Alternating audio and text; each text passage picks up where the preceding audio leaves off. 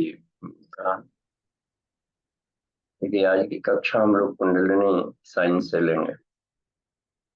तो कुंडलिनी साइंस में कौन सा चैप्टर होगा आज? उसमें थोड़ी रोचकता है कि कुंडलिनी साइंस को विभिन्न यौगिक ग्रंथों में, पुराणों में भी वर्णन है। तो कुछ अलंकारिक ढंग से इसके चित्रण किए गए। तो आज हम देखेंगे कुंडलिनी की पौराणिक व्याख्या, उसको शरीर के भीतर के एनाटॉमी से कैसे लिया गया। तो इसमें परम पूज्य गुरुदेव ये बताना चाह रहे हैं कि जो भी ये कथानक होते हैं पुराणों में या वैदिक साइंस में, वेद में भी बहुत जगह आता है कि इंद्र ने वृत्रासुर से युद्ध किया, लंबा युद्ध किया। तो एक भाष्यकार ने लिखा है इस पर कि इंद्र ने कभी वृत्रासुर से युद्ध किया ही नहीं। ये देखिए, तो ये सब क्या हचपच है। या जितने भी उपनिषदों में बताई गई है कि जितने भी मूर्तियां हम लोग देखते हैं मंदिरों में, ये मूर्तियों का साइंस क्या है? सामान्य जन उसी को हूबहू ईश्वर मान करके ऐसे ही पूजा पाठ में लग गए। तो यदि वो यथार्थ कुछ रहता तो मूर्ति पूजा का विरोध करने वाले भी लोग हुए हैं। तो उनको हम लोग नास्तिक भी तो नहीं कर सकते। आज समाज के अपने संस्थापक रहे दयानंद सरस्वती ने भी, या कबीरदास ने, पाहन पूजे हरि मिले तो मैं पूजू पहाड़।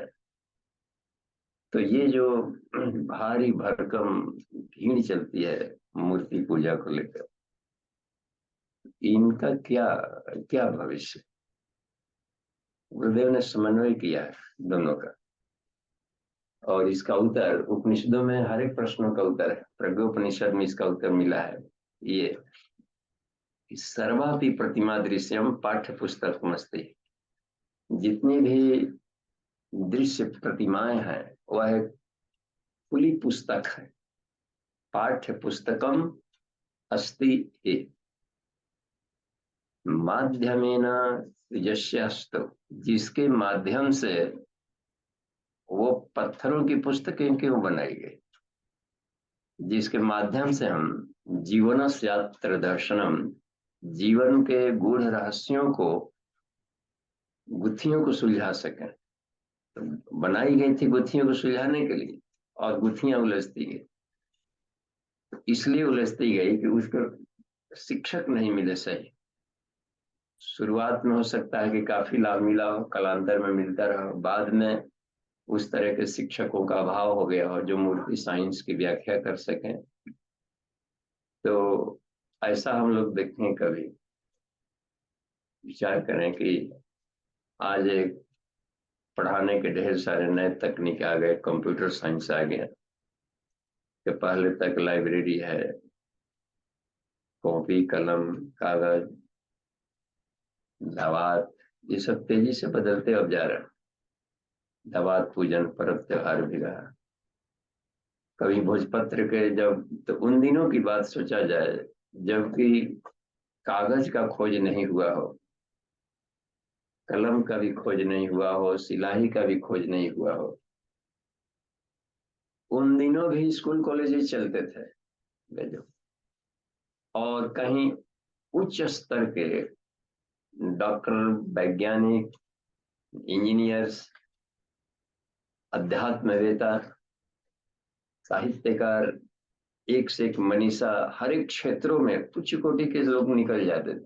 तो वो उस समय पढ़ाने की क्या शैली रही होगी? जरूर कुछ न कुछ तकनीक ऋषियों ने इस्तेमाल किया होगा अपनी सूझबूझ से। उन्हीं दिनों सामान्य लोगों को बताने के लिए, जो समझदार हैं वो तो सिर्फ ज्ञान से समझ जाएंगे, तो सामान्य लोग, जन सामान्य को समझाने के लिए प्रतीकों को माध्यम बनाया, पत्थरों की पुस्तकें बनाई गई। जिसको आज हम लोग देवी देवता कह करके पूजा कर रहे हैं मंदिरों में, तो वो बहुत ही गूढ़ रहस्य वाली सब है आकृतियां। देवताओं के भी आकृतियों में किन्हीं के, अब गणेश जी बन गया, और घर घर में गणेश जी रखे गए, पर्व त्योहार भी बना दिए गए,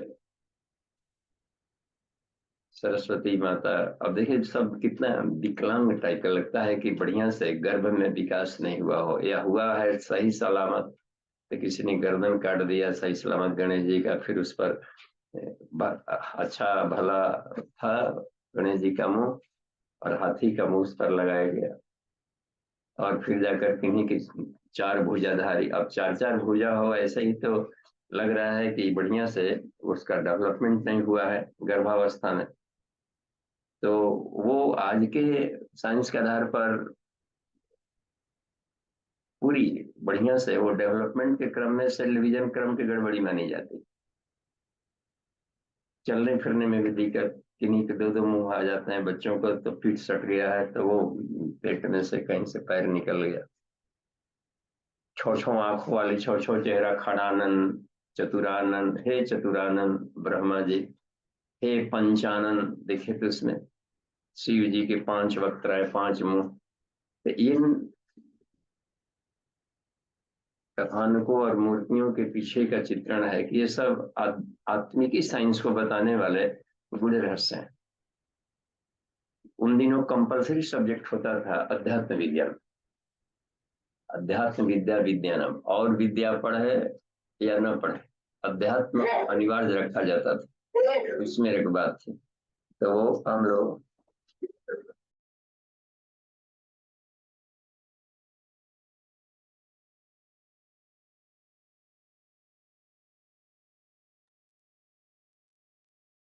तो उसमें एक बात हम लोग देखें, और भी इसमें वैदिक साइंस में भी कहीं कहीं पर बड़े अटपटे हैं। सहस्त्र शीर्षा पुरुषा शस्त्राक्ष सहस्त्रपाद, ईश्वर के अनंत नेत्र हैं, अनंत भुजाएं हैं, अनंत यह तो अब सचमुच का आदमी मानने लगे कि इतनी ही भुजा होती होगी तो उसका चेहरा कहाँ हटेगा, भुजा ही जगह स्पेस ले लेगा। कुछ गुरुदेव एक बार प्रवचन कर रहे थे तो उनको उस प्रवचन में मुंह से एक निकल गया एग्जाम्पल सहस्रबाहु का, जहाँ वो शेरशाह की नगरी में ही उनका सहस्रार्जुन कहलाते थे सहस्रबाहु। तो गुरुदेव ने बताया कि ये सहस्त्र भुजा, आप सोच कर देखिए किसी को कल्पना से कि एक आदमी ऐसा कोई जन्म ले लिया हो जिसकी हजार भुजा है, और हर भुजा का कुछ न कुछ एरिया जगह लेगा, तो हर जगह भुजा भुजा रहेगा, फिर उसके नाक मुंह आँख कान चलने फिरने, वो कितना अव्यवहारिक है उसका जीवन, एक घंटा भी काटना, सोने में भी दिक्कत, उठने बैठने चलने। तब उसका अलंकार बताए थे कि सहस्त्र भुजा नहीं थी उसकी, वो एक निरंकुश राजा था जिसके ब्लाइंड सपोर्टर छोटे स्तर के राजा थे, जागीरदार स्तर के, जहां भी बोल दिया क्यों भाई ठीक है ना, ठीक है ना, तो कहना बड़ा हाँ ठीक है। तो वो उस तरीके के आदमी और भी बढ़ जाता है उनका उत्पात। तो उसके लिए भगवान परशुराम आकर के फिर जाकर उनकी भुजाओं को काट दिया, तो दो भुजाएं सिर्फ बची रह गई। अब देख, तो दो भुजाएं बची रहने का मतलब है कि उनके जितने सपोर्टर्स थे उनको समझा बुझा करके परशुराम ने अपना ये कर लिया कि आप क्यों ब्लाइंड सपोर्ट कर रहे हैं, ईश्वरीय अनुशासन में रहे, नहीं तो जौ के साथ घूम भी पीछे जाएंगे, सब सब मारे जाएंगे। गलत गलत है बस। तो ये उनके पक्ष में खड़े हुए तो हिम्मत मिला और उनका नेतृत्व किए, और सिर्फ एक से युद्ध किए। तो सहस्रबाहु का सहस्र और परशुराम को राम ही कहा जाता था, तो सहस्र और राम मिलकर सहस्राम, फिर सासाराम, ये बना है। तीन बार इसके नाम चेंज हुए हैं, सहस्रराम, सहस्रराम, सासाराम। तो ये स्थान विशेष का, तो ये लगा कि अलंकारों के भीतर में बहुत सारे गुण रहस्य होते हैं। और कुंडलिनी साइंस कंपलसरी साधना रहती थी आत्मिकी में, क्योंकि जीवन इसके बिना आनंदमय नहीं रहेगा। धन संपदा भी काफी है तो कोई आवश्यक नहीं। शुरू में लगता है कि अधिक सारा धन संपदा हो जाएगा तो जीवन सुखमय होगा। धन संपदा बढ़ने से लगता है कि ढेर सारा सुविधाएं बढ़ गई, संसाधन बढ़ गया, लेकिन एक चोर दरवाजे से चिंता भी आती है कि इसकी रखवाली कैसे करें।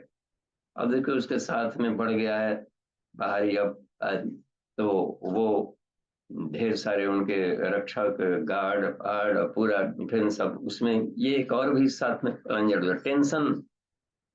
शुरू में लग रहा है कि ये पद वैभव बड़ा है, पद प्रतिष्ठा मिल जाता, खूब हो जाते, तो जस्ट पद प्रतिष्ठा तो मिला, लेकिन भीतर घात लगाने वाले दुश्मनों को पैदा कर देता है ये पद प्रतिष्ठा।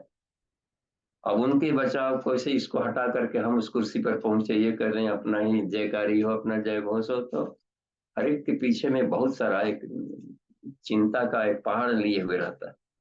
शुरू में लगता है कि बाल बच्चे हो जाते तो बड़ा सुखमय जीवन होता, बाल बच्चे हो भी गए, 2-4 दिन खुश, और बाद में फिर जिम्मेदारियों का पहाड़ जब आता है तब आदमी कभी एडमिशन कराने जा रहा है, कभी तबीयत खराब है, कभी ये है। देखिए ना, हमने कोई कोर कसर नहीं छोड़ा था, नालायक बन गया, फिर संस्कार भी देना होता है। तो आवश्यक नहीं कि, और ज्ञान भी काफी मिल गया, और ज्ञान मिल गया तो गीता अष्टावक्र थे बेचारे, उनको ज्ञान के माध्यम से ही उनके पिता कौल को उन्होंने जल समाधि के ही जिंदा हत्या करना पड़ गया था उनको, सुसाइड, कहा कि नहीं तुमको जल समाधि लेनी। तब जाकर के इन्होंने शास्त्रार्थ में हराया था कि कभी भी जो शास्त्र ज्ञान है उसको हथियार मत बनाओ सर। तो हर जगह देखा जा रहा है ना, ज्ञान का चल रहा है, समागम है, और वो है याज्ञवल्क्य ऋषि अनेकों बार जाते थे उसमें वृद्धारण्यक में, और जनक के पास की गायों को हाँक ले आते थे। शास्त्रार्थ चल रहा है उसमें, तो ज्ञान भी बढ़ गया। तो नायम आत्मा प्रवचन न लभे, उपनिषद कहता है कि आत्मा प्रवचन से मिलता ही नहीं है। न मेधे या ढेर सारा ज्ञान बढ़ा लेने से भी उसको कोई तुक नहीं। तो फिर ये गजब की एक साइंस था, तो एक कॉमन सब्जेक्ट रखा गया अध्यात्म विज्ञान, चाहे पढ़ा हो अनपढ़ हो। कबीरदास जैसे व्यक्ति भी अनपढ़ भी ब्रह्म ज्ञान को जान करके पूरे विश्व के पढ़े लिखे लोगों को शिक्षक के शिक्षक बन गए। इसका मतलब है कि कुछ ऐसा साइंस है जो कि कंपलसरी था। इसी कंपलसरी साइंस को लेकर के गांव गांव में शिव मंदिर की स्थापना की गई, ज्योतिर्लिंग की स्थापना की गई। ज्योतिर्लिंग और कुछ नहीं है, कुंडलिनी साइंस है। और इन सब चीजों पर आज हम लोग चर्चा करेंगे कि उसके माध्यम से पठन पाठन और भीतर कैसे लाभ ले अपने, और जन सामान्य को भी कैसे उससे अवगत कराया जाए कि आप दिल पूजा की जा रही है तो पूजा किया जा रहा है तो उसका लाभ और लिया जाए, बस न कि पूजा पाठ छोड़ दे।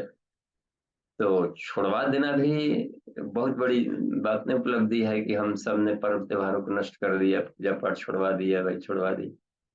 एक पुस्तक लिखा है युग ऋषि ने, प्रतीक उपासना सनातन धर्म का प्राण है। देखिए इसमें भारतीय धर्म का प्राण कहा है, बस मेरुदंड है प्रतीक उपासना।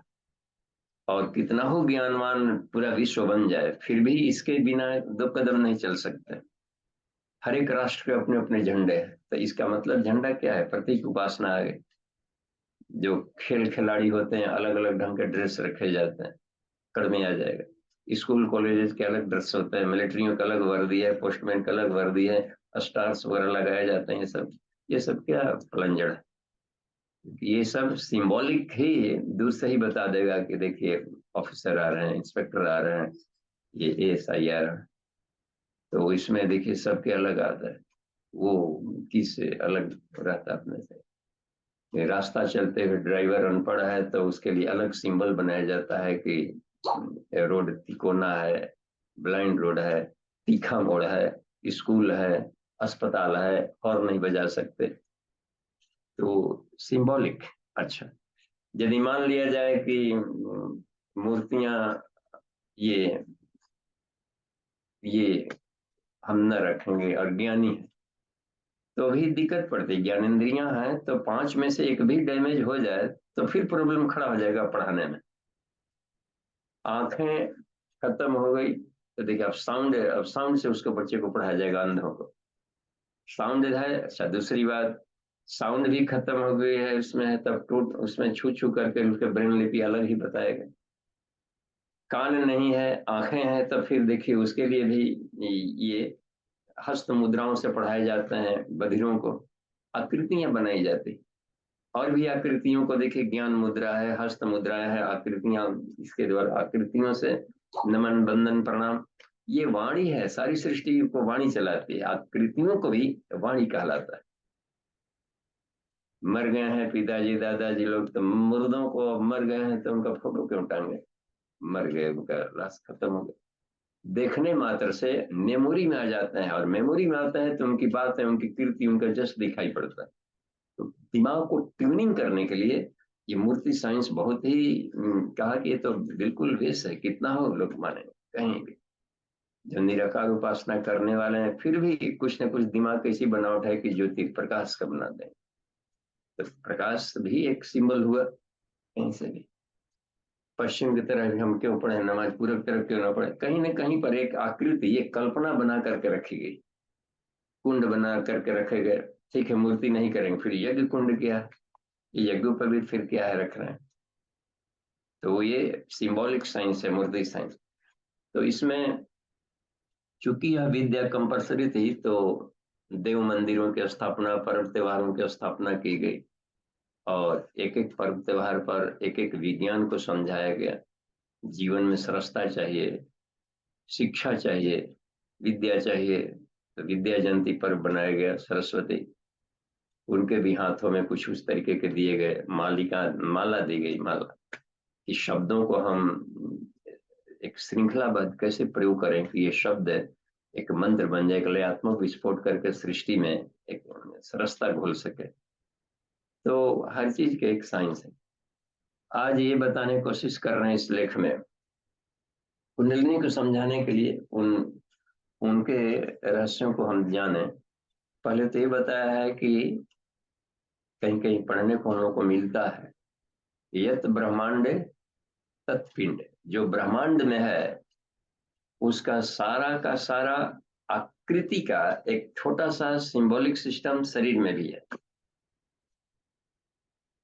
गायत्री महाविज्ञान में गायत्री हृदयम में, देखिए गायत्री हृदयम, जिसको हृदयंगम कर लिया जाए, 9 पेज का है, तो लिखते हैं पूज्य गुरुदेव की, जो साधक गायत्री हृदयम को हृदयंगम कर लेता है उसको 60 लाख गायत्री मंत्र जपने जितना प्रकाश आत्मा में आ जाता है। 9 पेज कितना कमाल का है, उसको स्वाध्याय करना, हृदयंगम करना। इसलिए जप करने में पूरा कितना टाइम लगता है, केवल नवरात्रि अनुष्ठान करते तो 24-24 48 हजार, आधा लाख होता साल भर में। 1 लाख पूरा करने में 2 साल निकल गए। और 60 लाख, 60 लाख का सवाल है, 60 लाख का मतलब है कि 1,20,000 लाइफ का बर्बाद, उतना लाइफ ही नहीं। तब तो वो खेती बहुत महंगा है, केवल जप के द्वारा हम आत्मा को प्रकाशित करें। इसलिए जप की संख्या बहुत ही हमने अपने भी साधना क्रम में लिमिटेड कर दिया कि कंपलसरी कितना है। उसमें लिखा है कि त्रिकाल संध्या है, 3 माला जप, ये कंपलसरी रखा ऋषियों ने, 15 मिनट। तो 1 घंटा टाइम है, तो 15 मिनट को हमने जो कंडीशनल जप है उसको रख ले, या 33 लाइन मंत्र लिख, और बाकी 45 मिनट क्या करें, स्वाध्याय किया जाए। 60 लाख का सवाल है ना वहां पर। और वेद का आदेश है अहरह स्वाध्याय, रात दिन स्वाध्याय करो। स्वाध्याय से हठीले कुसंस्कारों का पहाड़ पिघल जाता है, इतना उसमें आग होता है। हृदय में देखें, क्रांति ला करके रख दिए साहित्यों को सृजन करके, क्रांतियां आती है। कोई अपने अपने आदर्श पुरुषों की पढ़ता है, साहित्य पढ़ते हैं, श्री अरविंदो का साहित्य पढ़कर देखा जाए, विवेकानंद के देखा जाए, या और भी जो अपने धर्म संस्थापक जो होते हैं, इन महात्माओं के देखे जाए साहित्य, तो लगता है कि विस्फोट करके आग आग आग उगलता है सब। रूसो, रस्किन, क्रांति, टॉल्स्टॉय, ये सब बेचारी क्रांति हिला के रख दी है। नित्से, चारवाक, फ्रायड, देखिए सब, तो ये बहुत ही कमाल की ये चीजें हैं। तो इसमें एक बात रह गई कि स्टडी से अधिक लाभ मिल रहा है हृदय में। तो गायत्री हृदय में मिलता है सिंबॉलिक, ब्रह्मा मूर्धनि। इस बॉडी सिस्टम में सब हैं, सारे देवता हैं। शिखायाम विष्णु, शिखा स्थान पर विष्णु, ब्रह्मा मूर्धनि, जहाँ मूर्धनि है दुख चलता है, ये ब्रह्मरंध्र है, यहीं से भीतर जाकर के मिड ब्रेन वाला एरिया में जो उसका सेंटर है, वहां से अपना पूरा एक कारण शरीर काम कर रहा है। रुद्रो ललाट, ललाट वाला एरिया फ्रंटल लोब में रुद्र है, यानी पूरे विश्व की मैनेजमेंट व्यवस्था फ्रंटल लोब से की जा सकती है, डेवलपमेंट करके स्कूल कॉलेजों में जैसे। और भी देखिए, भ्रुव मध्य परमात्मा, यहाँ पर अज्ञा चक्र है, कहा कि इसमें परमात्मा जगह नहीं। चक्षुषो चंद्रादित्यो, सूर्य और चंद्रमा का प्रतिबिंब नेत्रों में, तो सूर्य रोशनी देता है, आंख भी रोशनी में ही काम कर रहा है। लगता है कि चंद्रमा मनसो जाता है, जो पुरुष सूक्त में है कि ईश्वर के मन से चंद्रमा उत्पन्न हो गया। चक्षु सूर्य हो जाता, तो जहां पॉइंट था बीज रूप में, वहीं से निकल करके सूर्य आ गया। और जब समेटते होंगे तो ये सब जाकर के बॉडी सिस्टम वहां पर वो अपना प्रवेश करके समेटा गया, जहां से निकला वैसे समेटाया। तो सबका एक सिंबॉलिक सिस्टम है इसमें। जिह्वा सरस्वती, देखिए वाणी में सरस्वती विराज है। मुखाद अग्नि, अग्निदेव मुख में, वाक शक्ति में बिजली की तरह काम करेगा साधक का। कर्णियों शुक्र बृहस्पति, देखिए इसमें कितना बढ़िया। नासिकयो वायु देवतम, बाहुर मरुतम, स्तने और वसुअष्टो, आठों वसुगण स्तनों में, प्राण पर्जन्य, हृदय आकाशे, अंतरिक्षम उदरम, उदर में कहा कि पूरा का पूरा नाभि में अंतरिक्ष है, अंतरिक्ष से सारे निहारिकाएं नक्षत्र, नाभि से देखिए इसमें संतान उत्पन्न हो रहे हैं, उधर से आकाश से जिसे निकल रहे हैं व्हाइट होल की तरह प्रजनी बोर्न हो रहा है। ऋषियों और वाणी, सारे ऋषिगण एक एक रोम में इतनी ताकत, कण कण में इसमें अंगल से मुहूर्त, बस मेरु पर्वत, रीढ़ की हड्डियां, सिराएं, ईड़ा पिंगला, गंगा जमुना सरस्वती, पंच नद्या सरस्वती मपी, जो मंत्र बोले जा रहे हैं सरस्वती का, गंगा का, इसमें तो 5 नदियां हैं जो हम लोग के भीतर के ज्ञानेंद्रियों की नाड़ियां अपना काम कर रही है, जो यहाँ से लेकर उसको नदी कह दिया भीतर में। ये सब, तो ये पूरा का पूरा यह सारे ब्रह्मांड की आकृति यहाँ पर है। तो पूरे ब्रह्मांड को पढ़ना होता था तो ऋषि लोग ध्यान में जाकर के अपने भीतर स्टडी करते थे। मानवीय प्रयोगशाला, बाहर की प्रयोगशाला कितना बनाएंगे, बहुत खर्चीला होगा, एक रोबोट बनाने में कितना, मस्तिष्क से ही उत्पन्न कर दिए पुत्र को रोबोट, और ने कमाल का निकल करके आगे रोबोट आ गया। सी जी ने अपने आता है कथन है, एक बाल निकाल कर पटक दिया उनके, उत्पन्न हो गए थे वीरभद्र, और दक्ष का तहस नहस करके रख दिया। अब देखिए कमाल, मानस पुत्र, सोचना भर हुआ कि सनक सनंदन सनातन ये सब वेद पुरुष निकल गया। तो अपने भीतर से शक्तियों को, शक्तियां है इसमें, तो एनर्जी, एनर्जी से कुछ भी निकाल दिया, वे चिंतन पदार्थ, थॉट्रॉन, एटम्स, पदार्थ जगत बना दिए। तो सारे के शरीर के भीतर में पॉइंट 33 कोटि देवता, देखे रीढ़ के 33 वर्टिब्री हैं, तो 33 में एक एक अलग डिवाइन गुण है, प्रॉपर्टीज का। तो 33 कोटि देवता आ गए इसी में। और कुंडलिनी साइंस की जहां तक इसमें बात अब आ रही, इस शरीर के भीतर में दोनों पॉइंट है। ब्रह्मा विष्णु महेश को इस तरीके से भी रखा है कि क्षीर सागर, एक और उदाहरण देते हैं कि 2 पॉइंट होते हैं कुंडलिनी का, सहस्रार, मूलाधार। सहस्रार नॉर्थ पोल, मूलाधार साउथ पोल। एक ज्ञान का प्रतीक है, एक कर्म के प्रतीक है। एनर्जी, ऊर्जा देगा, काम करने का बल देगा। ज्ञान है, बल है, ज्ञान है, बल है, ये 2 मुख है। क्वांटा के बारे में लिखते हैं गुरुदेव कि जो आज का वैज्ञानिक क्वांटम थ्योरी ले आया क्वांटा के बारे में, तो कहा कि ये सारा सृष्टि परमाणु वगैरह ना मूल रूप में या ऊर्जा से बने। कुछ गुरुदेव आगे लिखते हैं कि ऋषियों की पहुंच सिर्फ ऊर्जा तक नहीं थी, यह ऊर्जा ड्यूअल नेचर वाली है। इसमें विवेक भी है और ऊर्जा भी है, केवल ऊर्जा नहीं है, इसमें दोनों गुण है। विवेक को जहां चेतना कह दिया गया, ऊर्जा को वहां पर जड़ कह दिया गया कि चेतना उसको हैंडल करेगी। तो इसको अर्धनारीश्वर, ऋषि लोग इसी को प्राण कहते थे, और प्राण को अर्धनारीश्वर, उसमें जो ज्ञान पक्ष है, विवेक है, उसको शिव कह दिया, और ऊर्जा वाले पक्ष को पार्वती कह दिया, शिव शक्ति। तो शरीर के भीतर में हम लोग ये देखें कि पूरी प्रकृति का सिंबल ऊर्जा का बना है अपरा प्रकृति में। पूरा का पूरा शरीर ही ये पूरा प्रकृति हो गया, ठीक। और इसमें पुरुष हो गया आत्मा। अब दोनों का मिश्रण करेंगे तो ज्ञानात्मक, ऊर्जात्मक, प्रकृति का प्रतिनिधित्व कर लेता है मूलाधार, पृथ्वी तत्व, पूरी प्रकृति का रिप्रेजेंट करता है। और पुरुष का प्रतिनिधित्व कर लेता है सहस्रार, तो सहस्रार मूलाधार। शिव शक्ति, शिव शक्ति, शिव शक्ति का मिलन, कुंडलिनी जागरण। तो दो शक्तियां मिलेंगी तो आनंद आएगा। ज्ञान और ऊर्जा, बल, दोनों मिलता है तो ज्ञान हो गया। न्यूरो, पढ़ लिख करके हम लोग ज्ञानवान बन गए, तरह तरह के योग्यताएं हासिल कर ली। अब उसका प्रैक्टिकल लाइफ करेंगे, परिश्रम करेंगे, मेहनत करेंगे तो धन, लक्ष्मी, बीच वाला उत्पन्न हो जाता है, लक्ष्मी। तो ये मिलाने की प्रक्रिया है। उभयोरपि संबद्ध कथ्यते तु पराक्रम, ये बनता है। दोनों को जोड़ लेना आपने, तो जोड़ने की प्रक्रिया बहुत तकलीफ। तो इसी के लिए सिंबल ही दिए जाते थे। गायत्रिया ज्ञान रूपता कहा गया, और सत्कर्म का प्रतिनिधित्व यज्ञोपवीत कहा जाता है।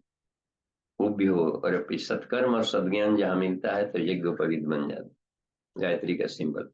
ऐसे ही शरीर के भीतर में भी। अब उसमें देखिए, तो दो कथानक इसमें मौलिक रूप से लिया है।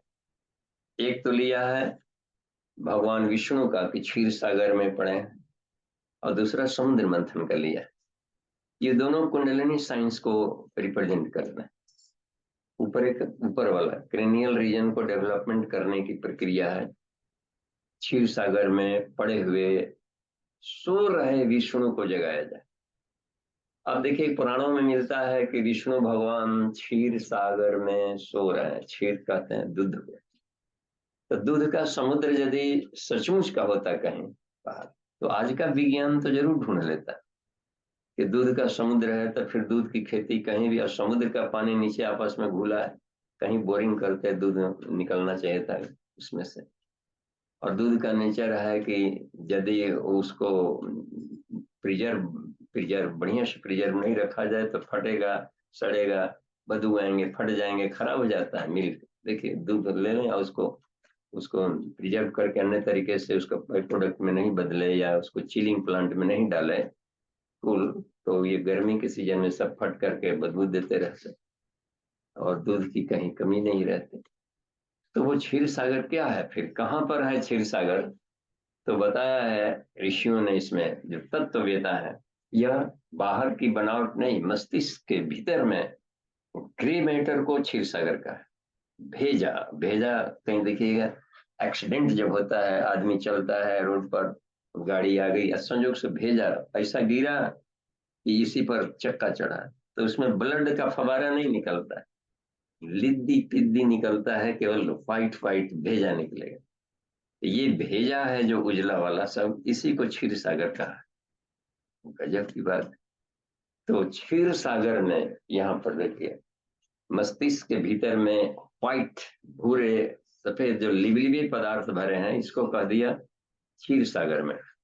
और यहाँ पर विष्णु सो रहे हैं, तो विष्णु सो रहे हैं, और कहाँ पर सो रहे हैं? उसमें उनका शयन का बिछावट देखिए, सहस्र फन फैलाए शेष नाग पर विष्णु सो रहे हैं। तो यहाँ पर पाया है ऋषियों ने, जो योग का काफी निर्वी समाधि में जाकर भीतर में मेडिटेशन से ढूंढा, तो कहा कि यहाँ पर जहाँ पर हमारा ब्रेन स्टेम लस्ट करता है कहीं, वहां पर एक ऐसा कोशिका है बॉडी के सारे सेल्स सोमेटिक गोल गोल है, राउंडेड, सोमेटिक सेल्स गोल गोल राउंडेड। एक कोशिका ऐसा है जो चपटा है बस, और उसके किनारे आरे की तरह खुरदरे हैं, उसी को सहस्त्र आर, अनेक आरे कह दिया गया। इसमें से न्यूरॉन्स के सब डेंड्रन्स सब निकलते हैं, देखिए उसमें ये सब अपना निकाल लेता है। तो डेंड्रन्स जो बनते हैं सब सब उसका एक्शन डेंड्रन, वो सब व्हाइट मैटर बना लेता है ब्रेन का, क्षीर सागर का। और ऊपर में जाकर के इसके और भी है, ऊपर से भी उसमें न्यूक्लियस का अपना आता है, उसके भी सब आकर डेंड्रन्स साइनाप्सिस से जुड़ रहे हैं, ग्रे मैटर व्हाइट मैटर। तो ये थैलमस का जो पार्ट है नीचे वाला, यहाँ से ही वो रिले किया इसको ऊपर, और ऊपर से आदान प्रदान हुआ। तो थाइलिमल ऑर्टिकल न्यूक्लियाई के बीच में जो चल रहा है आदान प्रदान, यही आनंदमय कोष जगाता है, रेटिकुलर एक्टिवेटिंग सिस्टम आनंदमय। तो शांताकारम, जो शांत पीस और ब्लिस कहा गया है, ये एक्टिवेशन से मिलता है सहस्रार चक्र। सहस्रार चक्र का शुरुआत ही हो जाता है ब्रेन स्टेम, जहां से शुरू हो रहा है, रीढ़ की हड्डी जहां खत्म, सर्वाइकल, उसके बाद में ब्रेन स्टेम शुरू होता है। तो ब्रेन स्टेम में जैसे फोर्थ वेंट्रिकल, वेंट्रिकल्स मिलते हैं, फोर्थ थर्ड, फिर जाकर के लेटरल लूबर वाले, समुद्र की यात्राएं शुरू होती है। तो छतरी में छाता है पूरा, ब्रेन को देखिए तो उसका डंठल पकड़ा जाता है। तो शुरुआत तो यहीं से हो गई, सारा नीचे का जितने सेंसरी ले गया अपने संवाद, तो ले जाकर के फोर्थ वेंट्रिकल में जाकर डाल दिया, और समुद्र उसको तेजी से ढो करके ऊपर ले जाएगा। बस संयोग से वहीं पर लघु मस्तिष्क है, पॉन्स वाला एरिया बन जा रहा है। तो शरीर के ब्रेन के बनावट देखने पर बड़ा गजब का लगता है कि सचमुच में क्षीर सागर है। और इसमें विष्णु सो रहा है। फिर विष्णु क्या है, अब देखिए, कोई आदमी सो रहा है, क्या है विष्णु? जबकि प्रज्ञा पुराण में, प्रज्ञोपनिषद में बता रहे हैं कि निराकार तम हेतुष प्रेरणा कर तुम ईश्वर, हे देवर्षि मैं निराकार हूं, आपको तो मालूम ही है। इसलिए गतिविधियों के संचालन के लिए शरीरधारियों का हेल्प लेता हूँ, माध्यम बनाता हूँ। और उसमें से जो वरिष्ठ आत्माएं हैं, जिनके कंधे मजबूत हैं, जो पात्रता का विकास कर लिए हैं, इनके माध्यम बनाकर काम कर लेता। तो सत्पात्रता का विकास करिए, कराइए, पात्रता का विकास का अभियान शुरू करें। माइंड मेकिंग फिनोमेना, मनुष्य निर्माण, पर्सनालिटी डेवलपमेंट का काम शुरू कीजिए अभियान। तो इसी के क्रम में है कि निराकार। तो निराकार में विष्णु को हम लोग कैसे परिभाषित करेंगे? तो विश्व में नुक प्रत्यय, देखिए विष्णु, विश्व बंधुत्व की भावना को ही विष्णु कहते हैं। देखने की एक भाव संवेदना, ऐसी भाव संवेदना जो कि विश्वव्यापी हो, वसुधैव कुटुंबकम का भाव, वसुधैव केवल क्यों, यूनिवर्सल कुंडिकम, पूरे ब्रह्मांड ही अपना परिवार। नहीं रहते तो फिर ग्रह नक्षत्र आ गए हैं, वो आ गए, ये सबके देखिए धरती पर चुंबकीय फील्ड को गड़बड़ा डालते हैं। केवल अपनी वसुधा ही नहीं, सारे ब्रह्मांडों को, कृतिका नक्षत्र है, देखिए इसमें 6 कृतिकाओं ने पाला था। ये कार्तिकेय को, ये शिव जी का ओज है, जिसे कामाग्नि है, ओज है नीचे का जो तपा, और वहां से ऊपर की यात्रा शुरू किया है मिलन करने के लिए। तो उसमें 6 चक्रों को ही कृतिका कहा गया है, कृतिकाओं ने पोषण किया था, जिससे कार्तिकेय परिपक्व होकर के दूध पिलाया तो परिपक्व हो गए, खड चक्र के जागरण करके कार्तिकेय उत्पन्न हो गए थे, जिसके छठ व्रत किया जाता है सूर्य उपासना से, कुंडलिनी जागरण का, यानी सविता साधना, गायत्री साधना के माध्यम से हम कैसे कुंडलिनी को ओपनिंग करें। ये सब सारे साइंस ज्ञान विज्ञान इसी को लेकर। तो अब इसको एक्टिवेट कैसे करते हैं? तो क्षीर सागर में विश्व बंधुत्व की भावना सोई। तो हर व्यक्ति के भीतर में महानता के बीजांकुर हैं। कोई व्यक्ति अपराध वृत्ति में लग रहा है, तो उसको ये कैसे कहा जाए कि इसके भीतर भगवान काम कर रहे हैं? लेकिन ये भी नहीं कहा जा सकता कि इसके भीतर में ईश्वर नहीं, क्योंकि ईश्वर सर्वव्यापी तो है, तो विष्णु, लेकिन सोया पड़ा है, बस सोया पड़ा है, उसको जगाने की साधना करनी पड़ती। जब सोया पड़ा था तो वही व्यक्ति रत्नाकर डाकू कहला करके उपद्रव मचा रहा, उसी सोए हुए विष्णु को जगा लिया, तो ब्रह्मर्षि बन गया, वाल्मीकि बन गया, बस वाल्मीकि भाई ब्रह्म समाना, तो ये ब्रह्म कमल के रूप में विकसित कर लिए। तो उसका अब देखिए, विष्णु सो रहे हैं, विश्व बंधुत्व की भावना, नरेंद्र ने जगह लिया, विवेकानंद बन गए। जो भी जगह लेता है वो बन जाता है महाकाल, बहुत ही कमाल का महामानव बन जाता है, देव मानव। तो उसको जगाने की प्रक्रिया करके विष्णु के नाभि में से कमल निकला, और नाभि क्या हुआ, तो उससे कोशिका का न्यूक्लियस, न्यूक्लियस को नाभि कहते हैं। हर जगह ढोणी ढोणी न ढूंढते रहे, वहां सोया है ढोणी। इसी के नाभि में कर्म बलरी निकला। अब इसको निकाला जा रहा है सीधे फोर्थ वेंट्रिकल से, जिसे मान ली कि आगे बढ़ते हुए जाते हैं तो ऊपर छतरी, सेरिब्रम पूरा का पूरा छतरी के रूप में खिल गया। ब्रह्मरंध्र यहीं से बन करके काम कर रहा है बस यहाँ। तो ये एक बात बनती है कि किसी तरीके से हम उसको एक्टिवेट कर डालें, चाहे ज्ञान योग से, कर्म योग से, भक्ति योग से, या ये तंत्र योग होता है, आसन प्राणायाम बंद मुद्रा सिस्टम पर, किसी भी ढंग से यदि उसको हमको नाभि में एक स्फुलिंग पैदा कर दें, स्फुरना, यही कर्म बलरी बन करके धीरे धीरे पंखुड़ियां जो सोई पड़ी थी, जहां सोई पड़ी है तो उसको कहा गया है सहस्र फन फैलाए शेष नाग। ये कालिया नाग है, इसको कालिया नाग के ऊपर नहीं कृष्ण ने उस पर नाचा था। ये सब मन संस्थान को जब सोया पड़ा हुआ है वो दंड हो जाता है तो उसको कालिया नाग कहा जाता है, और विष उगलता है उसके फुफकार से ही लगता है कि है।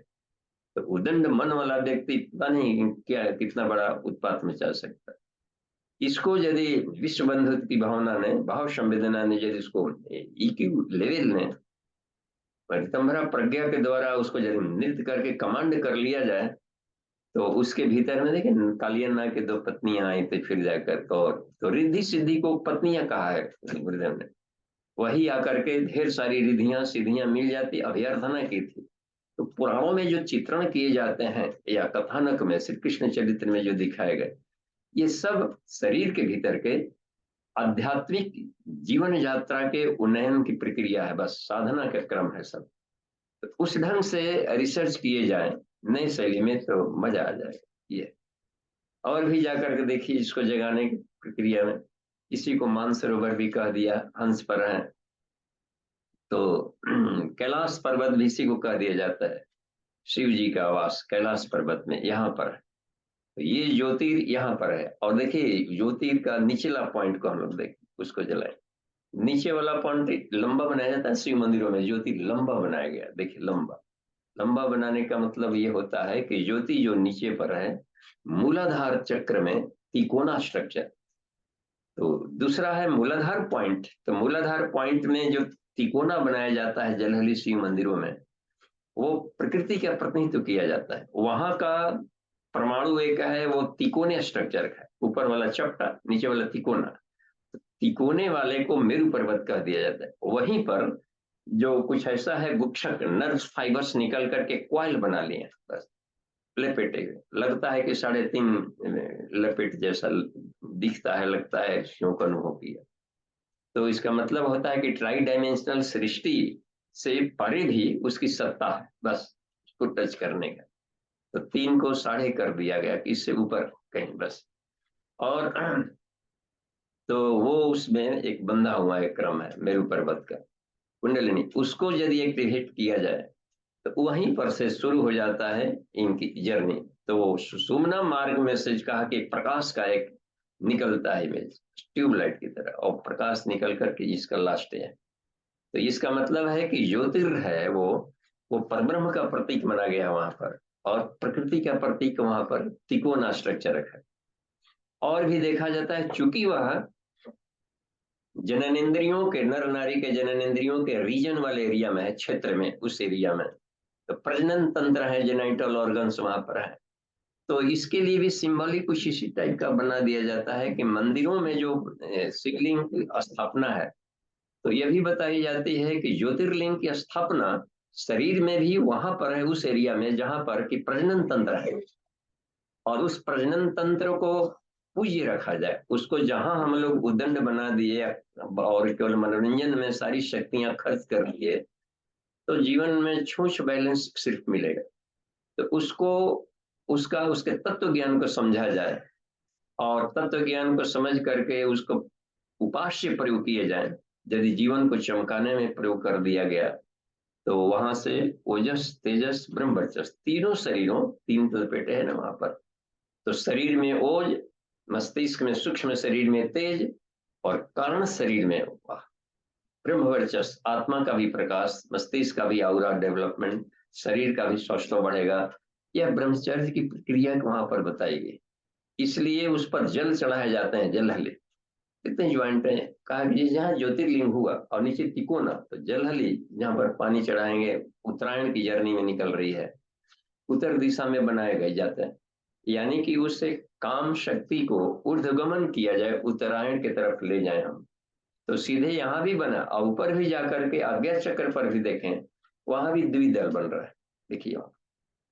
तो ये प्रक्रिया दोहरे सांप है, ऊपर नीचे पॉइंट, ऊपर पॉइंट, दोनों में एक रूपता फिर जाकर वहां भी मिल रही। तो नीचे से 6 चक्रों को पार करते हुए करके गया, वहां पर जाए तो पाएंगे कि ओम हंग छंग ये गया तिकोना।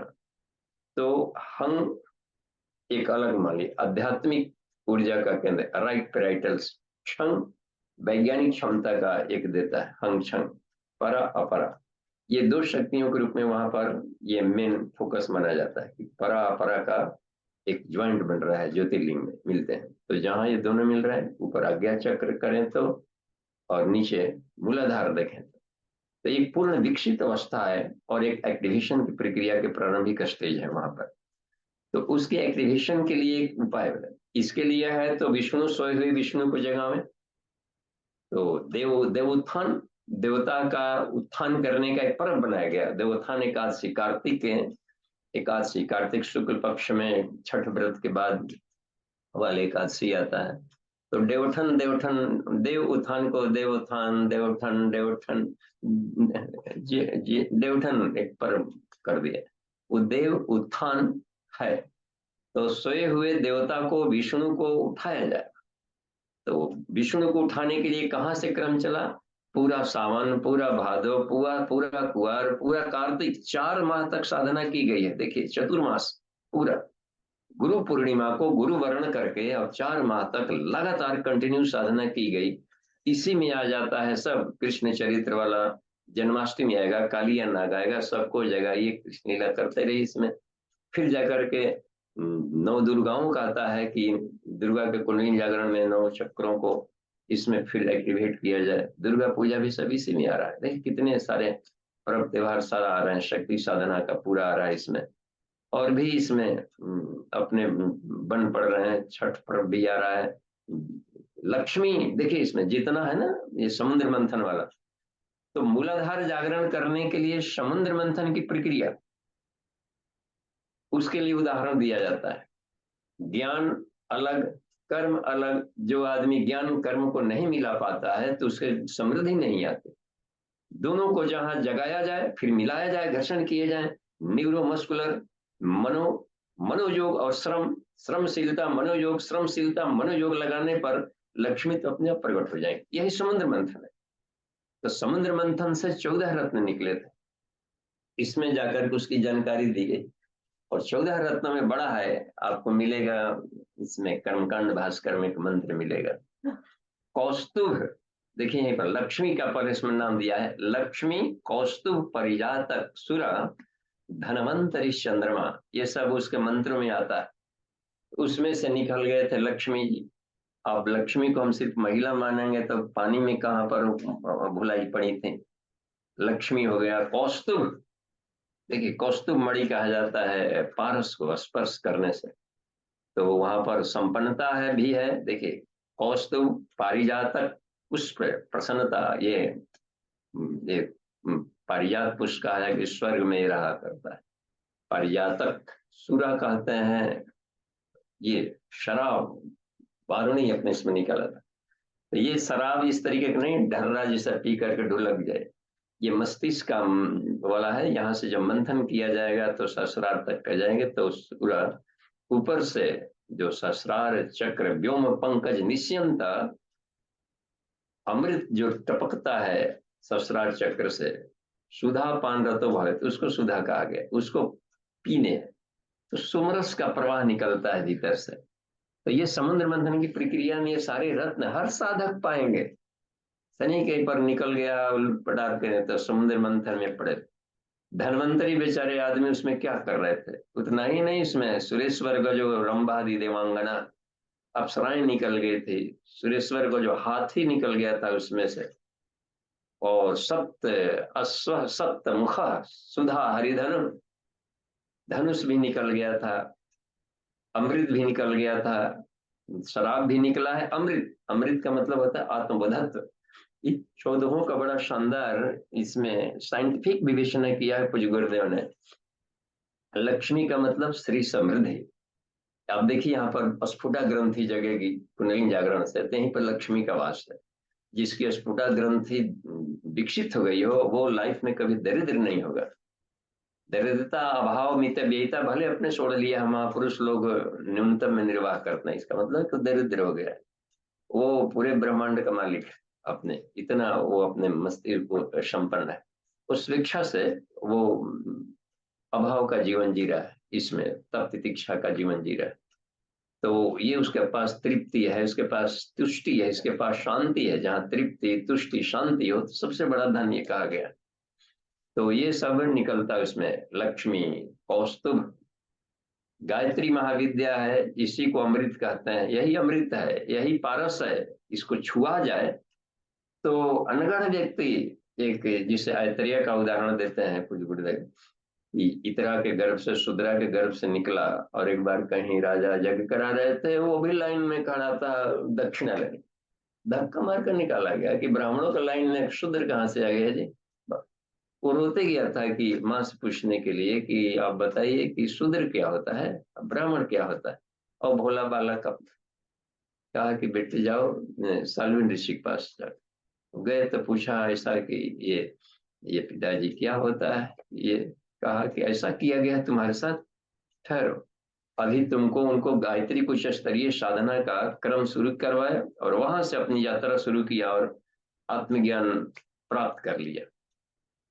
पूरे गायत्री का क्रिया पक्ष है, केवल मंत्र जब भर नहीं होता है, 5 कोषों की साधना, कुंडलिनी जागरण या गायत्री कुछ स्तरीय साधना है। इसको जब जागृत कर लिया, फिर एक बार उस समय के राजा ने कहा कि वेदों का भाष्य किया जाए पृथ्वी पर, और जिसका भाष्य सबसे अधिक सत्य को छूता हुआ रहेगा, एब्सोल्यूट ट्रुथ को स्पर्श करता हुआ, उसको इस धरती का सबसे बड़ा ब्राह्मण कहा जाएगा। ऐत्रेय ने भी भाष्य किया, और जब उसके भाष्य की पांडुलिपि तुलनात्मक अध्ययन की गई तो सबसे अलग ही अपना प्रकाश उगल रहे थे।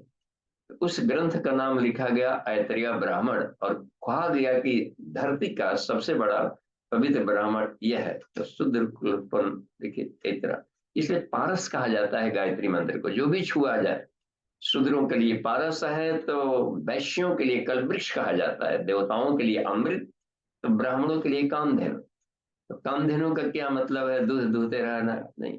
जो हमारी निकृष्ट कामनाएं हैं वो उत्कृष्ट उच्च स्तरीय आदर्श युक्त कामनाओं में बदल जाते हैं, और उसके लिए पूरा करने के लिए परिश्रम पुरुषार्थ ही जगता है। ये चित्रण किया है पूज्य गुरुदेव ने इसमें एक एक का। लक्ष्मी, कौस्तुभ, पारिजात, कसूरा, पुष्प जैसे सुगंधी, और उसको ये बनता है सूरा।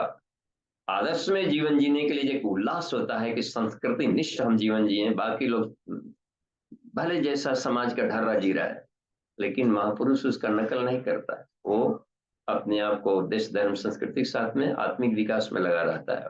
वो ठीक विपरीत दिशा में चल करके जाएगा, तो उसको एक नशा चढ़ जाता है आत्म साधना का। जिस दिन साधना का नशा चढ़ा मित्रों, और क्या कल्पी, एक जन्म बहुत काफी है जी, 10 वर्ष काफी है। खाली 10 वर्ष भी कोई ईमानदारी से 2-2 घंटा भी लगा दे, मन लगा करके साधना करने में, तो सब कुछ पालेगा। इतना कमाल का है अपनी चमक को। वो फिर अपना मूल्यांकन खुद नहीं कर पाएगा कि हमारी ज्ञान संपदा अपने भीतर कितना लाभ है। तो ये इतना एक सरल है क्रम में निकलने का, तो इसलिए इसको नशा, जुनून, अभिप्सा, जिज्ञासा, इसी को नशा कहते हैं। जहां आ गई, चढ़ गया कि नहीं हमको पढ़ना है तो पढ़ना है, वो उसको हेल्प करिए ना करिए पढ़ लेगा, वो बन जाएगा महापुरुष। ये नशा इसी को कहा गया यहाँ पर यह है लक्ष्मी कौस्तुभ परिजात कसुरा धनवंतरी। आरोग्यता मिल जाती है, चिर यौवन दीर्घ जीवन आरोग्यता, इसी को धनवंतरी कहा है। वाह, कोई आदमी करके नहीं निकल गया इसमें। तो आरोग्यता आती है शरीर में। हर साधक अपने भीतर में कुंडलिनी जागरण का समुद्र मंथन करे, मूलाधार सहस्त्रार की मिलाने वाले मंथन मंथन मंथन और मंथन। ये मेडिटेशन में गुरुदेव ने इन शब्दों का प्रयोग किया। बस घर्षण, यही मेरू पर्वत वो हो गया तिकोना स्ट्रक्चर, और ईड़ा पिंगला से घर्षण की प्रक्रिया चल रही है जो, तो कभी न कभी उसको सुषुम्ना मार्ग से वो गति दे देगी। तो घर्षण की जाती है कि वो बीच में न्यूट्रल वाला स्वर में जाए, सुषुम्ना मार्ग में साधक का गति हो जाए। अब जैसे सुषुम्ना में गति हो गई तो तेज प्रकाश सारे चक्रों को वेदन करते जाएगा। हर कोई फील करेगा, इसी जीवन में अनुभव कर पाएंगे इसमें। धनवंतरी, चंद्रमा जैसी शीतलता देखिए, माथा पर देखिए, वहां से निकला शिव जी के माथे पर जाकर के स्थान लिया, यानी शिवत्व को प्राप्त करा देगा। माथा बाल उसको लिए थे। तो चंद्रमा अपन हो गया, शीतलता को चंद्रमा कहते हैं। शांति प्राप्त कर लेगा, बेचैनी खत्म लाइफ से, टेंशन, हाई ब्लड प्रेशर, आवेशग्रस्तता, अवसाद, ये सब बिल्कुल दूर, इतना दूर हट जाएंगे। डिक्शनरी में इन शब्दों का कोई औचित्य नहीं रहेगा। अथाह शांति, इसलिए वहां पर पूर्ण विकसित देखिए। चंद्रमा भी उसी में से निकल गए। तो ये सारे पर्व हम लोग देखेंगे कि इसी में आ रहे हैं, देवोत्थान एकादशी के पहले ही आ रहा है। देखते हैं लक्ष्मी पूजा भी आ गया, लक्ष्मी है, भैया दूज है, देखिए इसमें बाल चंद्रमा भी आ रहा है, धनतेरस भी आ गया। ये सब समुद्र मंथन की प्रक्रिया चल रही है 4 माह तक। जो इसको, इस एनाटॉमी को समझ पाएंगे कि हम 4 महीने क्यों, कृषि प्रधान देश था इसलिए बरसात के समय में क्या, यहाँ तो बरसात है, रेनी डे मना लो भाई, रेनी डे आज तो ड्यूटी नहीं जाना है, वो भी सो तो खूब सो, खूब खाली पौड़ी बैठे रहो। सोने के लिए नहीं था उसमें, वो अपने भीतर को जगह, जिस दिन टाइम मिल गया एक भी दिन खूब अध्ययन किया जाए, खूब साधना किया जाए, कुछ कुछ अधिक उस दिन जब तक स्वाध्याय कर लिया जाए, अपने भाग्य को सराहा जाए कि आज छुट्टी है। तो छुट्टियां भी हम लोग गुजर जाए इसी में, आराम में, इधर उधर तफरी में, इधर उधर का। तो अब क्या किया जा सकता है, धन मिला, टाइम मिला, मैनेज नहीं कर पाए, टाइम मैनेजमेंट। ईश्वर ने सब कुछ दे दिया, शरीर दिया, लाभ अंत में छूछ बैलेंस पाएगा तो रोने रोना, अब रोने के सिवा क्या बचेगा लास्ट में। तो यही इसमें बताई गई कि समुद्र मंथन की प्रक्रिया करे। अश्व सप्त मुखा, एक होता है 7 मुंह वाला घोड़ा भी उत्पन्न हुआ था। मन की गति से चलने वाला अदम्य साहस को कहा जाता है घोड़ा। हाथी कहते हैं बलिष्ठता है, धैर्य है, विवेक है और बल एक साथ मिला जाए तो ऐरावत हाथी बन जाता है। कुछ श्रेवा घोड़ा कहा जाता है कि बलि, पताल लोक के जो असुरों के हाथ में भी बहुत सारे गए हैं, उसको ये दिया गया है आकाश में उड़ करके। देखिए मन की गति से भी वो दानवेंद्र महाबला ये सब बन गए थे। तो ये बहुत कमाल के होते हैं। सप्तमुखो वाला अश्व, सप्तमुख सुधा, अमृत भी है, आत्मा की अमरता का बधत्व हो जाता है। हरिधनु, विष्णु का जो धनुष है, कहे कि सब समुद्र से निकले। धनुष क्या है फिर, वो धनुष कहा जाता है संसाधन को। जहां भी आगे बढ़ेंगे, निकल पड़ा संसाधन, निकल गए थे भगीरथ अकेले गए थे और समुद्र मंथन शुरू कर दिया अपने भीतर से, कुंडलिनी जागरण की प्रक्रिया। और वहां गंगोत्री में सारे ऋषियों का सहयोग मिल गया, वो मिल गया, और लेजर किरणों से पहाड़ों को काट कूट करके निकाल करके और धारा गंगा को निकाल दी। तो संसाधन उनको मिलना शुरू हो जाते हैं, सहयोग मिलता है। पतली धारा यहाँ से निकली है, कहाँ, सोन मुंडा, बहुत पतली धारा, छो वाला एक बुड़बुड़ी जैसा निकलता है, वहां जाएंगे तो नर्मदा में। और आगे चल करके सोन नदी बन करके रह गया, नदी बड़ा सा, कितना बड़ा, आर पार 5-5 किलोमीटर के पुल बनाए जा रहे हैं। और भी नदियों का सहयोग, गंगा जी के लिए चल पड़ी, सारी पर्वतों की नदियां आकर के सहयोग करने लगे। और गंगा सागर के पास जाकर देखिए कितना बड़ा। तो महापुरुषों के जीवन शैली में जो ऊर्ध्वगमन का लाइफ स्टाइल अपनाते हैं, जीवन शैली को थोड़ा निखारने में लगाते हैं, आत्म साधना में लगते हैं, उनको संसाधन की कमी नहीं रहती। उनको भीख मांगना करना पड़ता है, जो कि अपने साधनों का भी ठीक से उपयोग नहीं कर पाते। तो वो बने रहेंगे कंजूस, अपना बने रहिए मक्खी चूस, मक्खियां चूसेंगे फिर वहां पर गुड़ का। तो ये बहुत ही कमाल की चीज है। और भी उसमें शंखम विषम चाम्बुद है, तीन और भी बड़े निकले थे हरिधनु के बाद में, शंखम विषम च अम्बुदे माने समुद्र से मिले थे।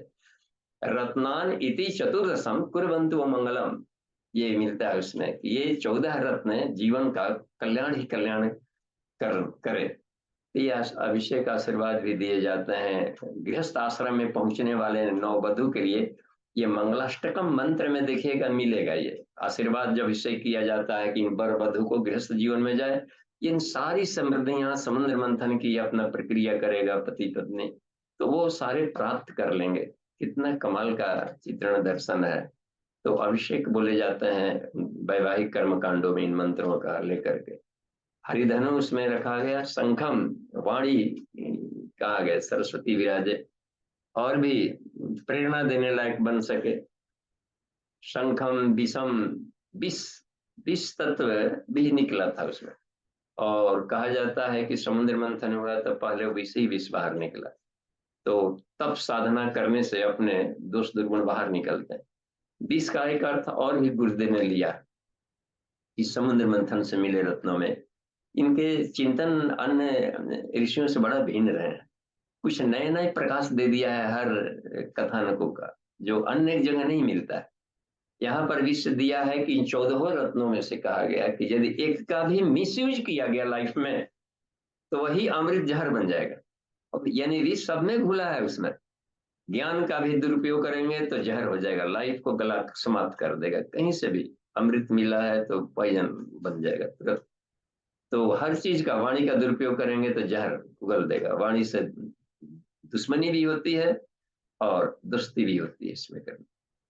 तो हर जगह संसार को जोड़ा भी जा सकता है, तोड़ा भी जा सकता है। किसी भी चीज का देखिए दुरुपयोग करके देखा जाए, कहीं भी साहस है, बल है, कहीं भी रंभा, सौंदर्य, सौंदर्य के प्रति, सृष्टि को सौंदर्य में बनाना, कलात्मक बनाना, लालित्यपूर्ण बनाना, इसको रंभा कहा गया इसमें।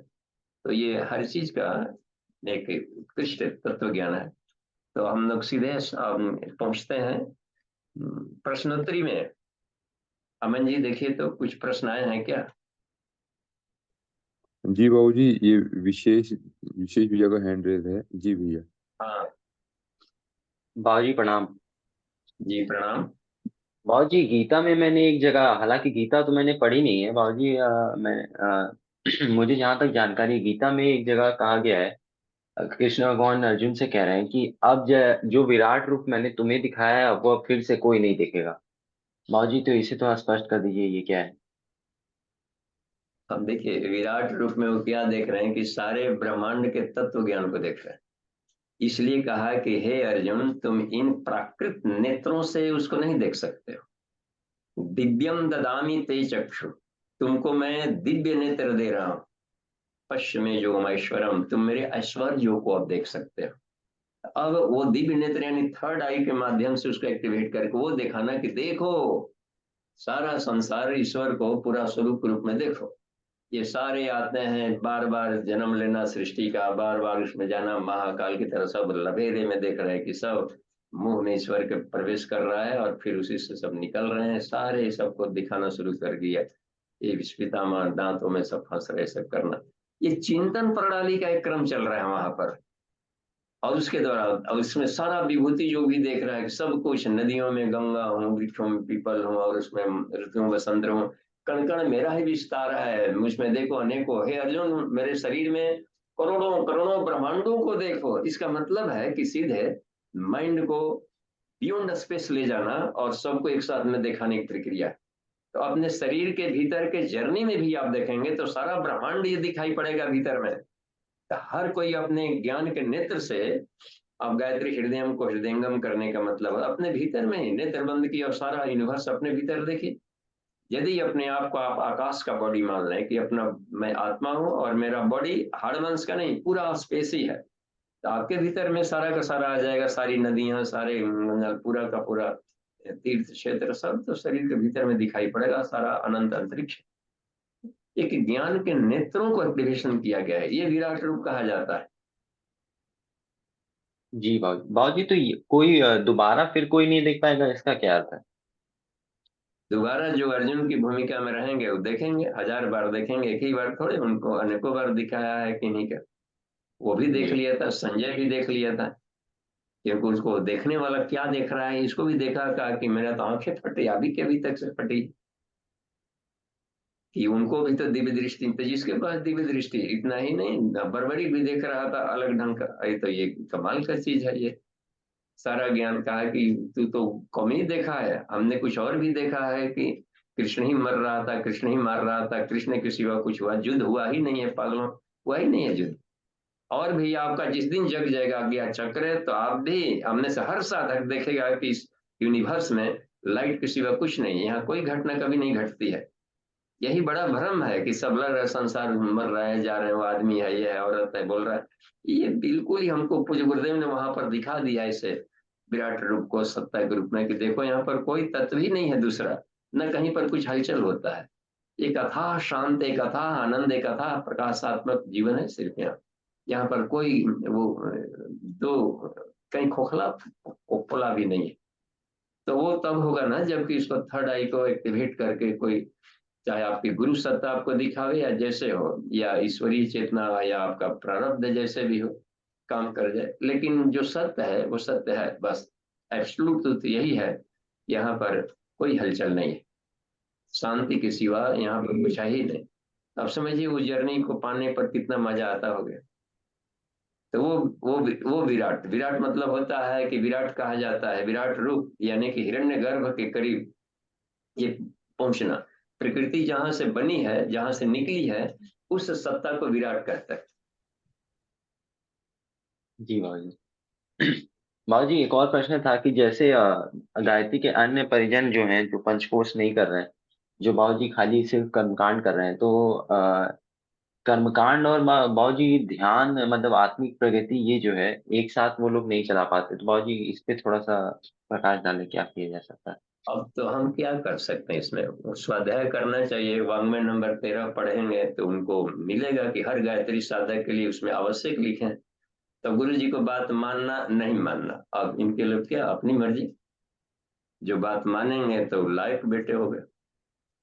और गुरुदेव के आदेश से हो, जब दीक्षा लिए है तो उनको आदेश को तो मानना। उसमें अब साधना के लिए तो हर तरह की योग साधना का उद्देश्य होता है आत्म साक्षात्कार, ईश्वर साक्षात्कार। और उसमें लिखे हैं कि हर साधक को अनिवार्य लिखे, कंपलसरी है। तो जो इसको करते हैं वो फायदे में रहेंगे, जो कम करते हैं थोड़े कम फायदे में रहेंगे, लेकिन घाटा नहीं है किसी को। केवल जबकि एक बार भी गायत्री माता की जय साल भर में कम से कम इतना तो किया बस, तो उतने भर मिलेगा, उतना भर का लाभ। एक बार भी बोला हुआ गायत्री मंत्र बेकार नहीं जाता। तो जो जितना मेहनत करेंगे उतना पाएंगे। अब गुरुदेव ने तो सब इतना तप जप कर लिया, अन्य ऋषियों से भी आगे कर लिया, उनके भीतर का कॉन्सियसनेस ने अलाउ किया कि नहीं, फिर जीवन का क्या उद्देश्य है। उन्होंने अपने गुरु का बात मान ली तो आगे बढ़ गए। तो जी गुरु के आदेशों का बात मानेंगे तो हर कोई फायदे में रहा है। गुरु वाक्यम ब्रह्म वाक्यम। जी बाबूजी, एक अंतिम प्रश्न ये था कि क्या सुना जाता है बाबूजी कि गायत्री मंत्र अगर गलत जप ले तो उससे बहरे हो जाते हैं या बोलने की शक्ति चली जाती है, क्या ऐसा होता है? क्या? अगर फिर से? गायत्री मंत्र अगर सही से उच्चारण नहीं किया जाए तो उसके कुछ दुष्प्रभाव होते हैं बाबूजी, क्या ये मतलब हाँ, होता है? पहला तो देखिए, पहला तो प्रत्यक्ष दुष्प्रभाव यह है कि बोल कर करेंगे और रास्ते में ढेर लोग जा रहे हैं, तो वो तो सुन लेंगे कि ऐसा ही बोला जाता है, व्यास पीठ पर से उल्टा बोल दिए, तो उल्टा उल्टा सिखा दिए, तो दूसरों को गलत सिखाने का एक दंड मिलेगा। जी तो इसीलिए मानसिक जप करने को श्रेष्ठ कहा है कि मन ही मन जप में, तो उच्चारण भी चाहे कैसो भी हो रहा हो, तो अपनी भाव भाव के साथ में अपना करते जाएं। तो भाव महत्वपूर्ण रखता है, भावनाएं।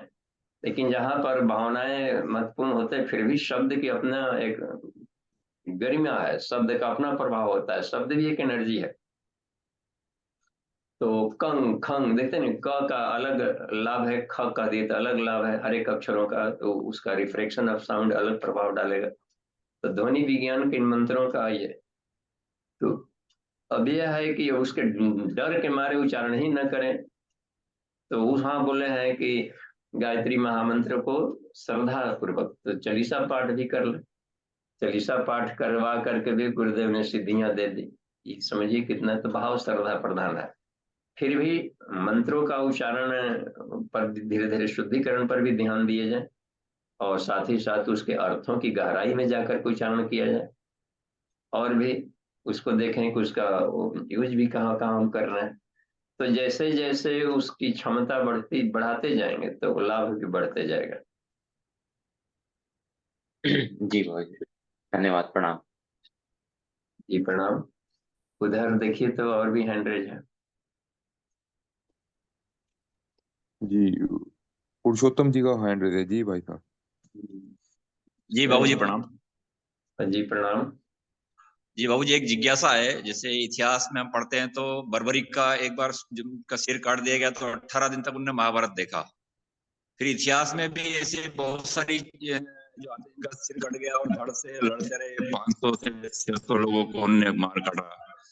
फिर जानवरों में देखते हैं तो हम छिपकली का पूंछ कट जाता है तो बहुत देर तक छटपटाती थी, यानी उस पर प्राण रहता है। तो अब जी ये क्या है? मतलब सिर कटने के बाद भी प्राण रहता है या धड़ रहने पर भी प्राण रहता है, ये कैसे संभव है? देखिए, हर शरीर के भीतर में जितनी कोशिकाएं हैं एक स्वतंत्र आत्मा सब है। तो उसके भीतर में जब तक है वो प्राण हलचल वो करेगा, फिर शांत हो जाएगा। तो मुख्य प्राण कहाँ पर रह रहा है वो आदमी के, वो अपने संकल्प के आधार पर रहता है कि वो कैसा स्थूल शरीर का नाभि में हुआ, रावण का नाभि में गर्दन काट काट करके आहुतियां डालता। इसका मतलब होता है कि उसका विल पावर, आत्मा तो आकाश की तरह है हर जगह, लेकिन शरीर के भीतर में आपके संकल्प के आधार पर अपना पोजीशन वो रखे रहेगा।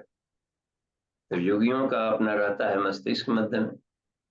तो ये बर्बरी को उस वाला एरिया में काट दिए, लेकिन चूंकि सारी ज्ञानेंद्रियां, सारा ऋषि, सबका निवास यही कर होता है मस्तिष्क वाला एरिया। तो बाकी वाला हाथ पाँव नहीं चल सकता। इसके अलावा एक राहु नामक है, राहु का डायोसिस, इसका भी उदाहरण मिलता है। तो वो रख सकता है कैंसर। तो यहाँ ब्रह्मरंध्र में किसी का प्राण हो तो वहां से भी वो जीवित रह जाएगा लंबे समय तक। तो जहाँ का जिस बॉडी सेल्स का प्राण वो बचा है तो पुजाते रहेगा। हड्डियों में प्राण शरीर निकलने के बाद भी देर तक उसमें चार्ज रहता है। तो उसको भी, हड्डी को भी कितने लोग समाधि बना, समाधि स्थल में अस्थि फूल ही रखे जाते हैं, हड्डियां रखी हुई है समेट करके थोड़ी सी कलश में। तो हड्डियों का देखिए संभाल करके लोग रह रहे हैं कि समाधि स्थल। अब देखिए दादा जमाने से लोग जा रहे हैं खाली समाधि स्थल को प्रणाम करने, हड्डियां हैं इसमें रखेंगे तो उसमें प्राण रहता है ना, उस आदमी का प्राण है। तो प्राण एक और आभा मंडल रखता है। एक हजरत साहब का कहा जाता है कि एक बाल है तो उस बाल को रख दिया गया कहीं प्रखनली में। तो हजरत कश्मीर में है शायद कि क्या, लोग मैंने नहीं देखा, सुना है कि हजरत बल का मुकाबरा, वो बाल है एक रखा हुआ, लोग प्राण का लाभ लेने जाते हैं। तो शरीर के भीतर में लंबे समय तक इलेक्ट्रिसिटी गुजरता रहे तो उसके चार्जेस जल्दी खत्म नहीं होंगे। तो पृथ्वी तत्व है उसमें तेजी हजारों साल तक रेडिएशन निकालेगा, फिर दूसरे जाकर के श्रद्धा भर देंगे, तो श्रद्धा का आदान प्रदान चलते रहता है। इसको सावित्री विद्या कहते हैं। ये अपरा प्रकृति वाले प्राण है प्रवाह, और परा प्रकृति वाला को आत्मसत्ता कह दिया गया। जी जी, जैसे राजस्थान के इतिहास में बाबूजी एक तो तोगोजी राठौड़ का नाम आता है, जैसे राणा सांगा का नाम आता है। इनका सर कटने के बाद में भी ये लोग युद्ध करते रहे। तो जब आदमी कुछ काम करता है तो उसकी मनोभूमि आत्मिक बल बढ़ाता है, मन से पूरा मनोयोग से काम करता है। तो मन से काम करता है ना, फिर आज्ञा चक्र उसका जागृत है, आज्ञा चक्र से लगा करके पिट्यूटरी दोनों ग्रंथियां उसकी काम कर रही है। फिर उसका धड़ अनक, फिर अनक होने के बाद धड़ कैसे काम कर रहा है? और दर्द प्राण से करता है ना। प्राण जरूरी नहीं है कि ऑक्सीजन के ये है। ये बहुत ही मोटा ये है निष्कर्ष है कि जिंदा रहने के लिए खून की जरूरत है, ऑक्सीजन की जरूरत है। और ऑक्सीजन तो ऑक्सीजन जाएगा खून में, खून में जा करके मिलेगा। तो वो एक थोड़ा सा हिस्सा केवल गया है। इसको समझना है तो हमें मेडुला ऑब्लोंगेटा को समझना होगा ब्रेन में। इसलिए इंटरनल एनाटॉमी में जाइए, ऋषि लोग उस वहां पर पहुंचे थे और देखे कि हवा सिर्फ ऑक्सीजन नहीं ला रहा है, उसमें से प्राण विद्युत के पार्टिकल्स भी ले आ रहा है। उसमें सविता लोग से टपकने वाले प्राण विद्युत के फ्री बायो इलेक्ट्रिक पार्टिकल्स भी उसमें ढेर सारे घुले रहते हैं। और वो जैसे ही नाक से आपने सांस लिया है तो सीधे जाकर के ब्रेन स्टेम के मेडुला ऑब्लोंगेटा वाले पार्ट में जाकर टकराते हैं, और वहां पर क्रेनियल नर्व्स है ना, 9, 10, 11, 12, ये सब चारों वहीं से निकला है मेन वाला, ये जो कि वेगस नर्व 10वां है, पूरे होल बॉडी में वो जा रहा है। तो वो प्राण को फिल्टर करके ले लिया और रीढ़ की हड्डियों के माध्यम से, पूरे तारों के माध्यम से वो नर्व फाइबर हर बॉडी सेल्स में चमक बढ़ा देगा वो, तो उस प्राण से जीवित रहता है वो।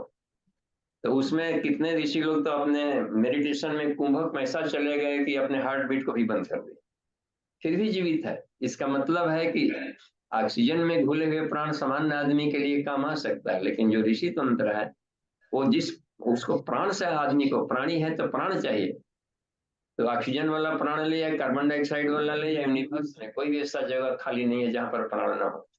उस प्राण को मेडिटेशन से सीधे ले लेगा, अपने विल पावर से ले लेगा। तो बर्फ में पड़ा हुआ अपन निश्चेष्ट 4 महीने का फ्रीजीकरण के बाद निकला, 50 वर्ष आयु बढ़ा लिया ये। जी जी, ऑटो मोड में जाया जा सकता है बाबू जी। हाँ, तो वो होता है विल पावर से निकालेंगे आप। जी जी जी। तो वो प्राण है, विल पावर को ही प्राण कहा जाता है, प्राण से जीवित है। तो खून तो हमारा ही पूरा निकल गया था, फिर भी हम हंस रहे थे, उसमें 3 किलो खून निकल गया था स्पॉट में, ये आर्टरी फट गई थी। जी बाबू जी, धन्यवाद बाबू जी। हाँ, धन्यवाद। देखिए, तो उसमें मिश्र जी का भी था हैंड रेज, शुरू में एक नाम आ रहा था। जी अभी उनका नहीं आ रहा, सुभद्रा दीदी का हैंड रेस है। जी दीदी। हाँ जी। हाँ बाबूजी प्रणाम। बाबूजी बोले जैसे आत्मज्ञान पाने के लिए जुनून होना चाहिए, ये जुनून कैसे पैदा होगा? फायदा, बार बार उसके फायदा पर ही उठते चलते आत्मज्ञान का, इसके फायदा सोचा जाए। तो अभी हम लोग सब्जी लेने जा रहे हैं, उसका क्या फायदा है, इसका क्या फायदा है, प्रमोशन हो जाएगा तो क्या फायदा है, घर का ही काम, इसकी फायदा के बारे में सोच रहे हैं तो उधर मन अधिक जा रहा। अभी आत्मा के वाले फायदे के बारे में हम लोग कम सोचते हैं, इसलिए कभी कभार चलिए 2 मिनट का जप ही कर लेते हैं, तो उतना भर मिल गया, कम ना मिला है। तो हमको अब जुनून आ गया था ना, खूब हद से ज्यादा जुनून आ गया कि नहीं, आत्मज्ञान ही लेना है किसी भी तरीके, एनी हाउ इसी लाइफ में पाना है। तो उस जुनून ने रात दिन एक करके रख दिए, तो पाया कि बड़ी, ये सबसे सरल है साइंस, क्यों नहीं आदमी इसको इधर ध्यान देता है। तो साधना में बहुत ताकत होता है, भीतर ही आग है, सब आग से खेलने की प्रणाली है। तो पांचों को सिर्फ आग है बस, प्राणाग्नि, जीवाग्नि, योगाग्नि, आत्माग्नि, ब्रह्माग्नि। आग से खेलना हम लोग खाली दिवाली में फुलझड़ी फूल जलाते हैं, छोटी छोटी फुट लाइट, इसका आतिशबाजी जलाइए भीतर में, मजा आएगा। दिवाली ही दिवाली है, सारे चक्र चक्र हैं। जी जी थैंक यू बाबूजी प्रणाम। हाँ, तो ऐसे लोगों के बीच में उठते बैठते रहेंगे जो किसी लाभ की चर्चा करेंगे तो भी वो साथी पगलाएगा, गंजड़ी गंजड़ी को सिखा देता है गंजा, तो वो हो जाता है। तो इसी तरीके से ज्ञानी ज्ञानी को, गुरु अपने ढंग का चेला को और भी आगे निकाल सकता है। जुनून होगा तब ना, शिष्य को जानने ही की इच्छा ना हो तो गुरु क्या करें।